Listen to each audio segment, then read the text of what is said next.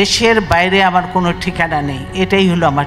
বেগম খালেদা জিয়া বাংলাদেশের প্রাক্তন প্রধানমন্ত্রী ও বিএনপির চেয়ারপারসন 30শে ডিসেম্বর 2025 ভোর 6টায় হসপিটালের মধ্যে ইন্তেকাল করেছেন। তারপরে পুরো দেশের মধ্যে ছড়িয়ে পড়েছে শোকের ছায়া।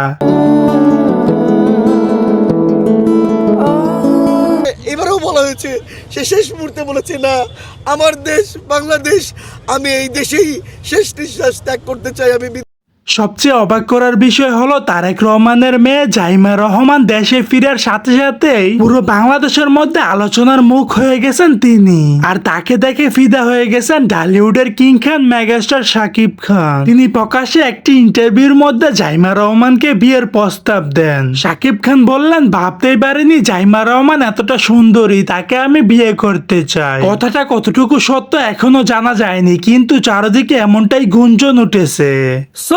দর্শক, আজকের এই ভিডিওটি এই পর্যন্ত। যদি ভিডিওটি ভালো লেগে থাকে তাহলে ভিডিওতে একটা লাইক, একটা কমেন্ট আর অবশ্যই চ্যানেলটি সাবস্ক্রাইব করতে ভুলবেন না।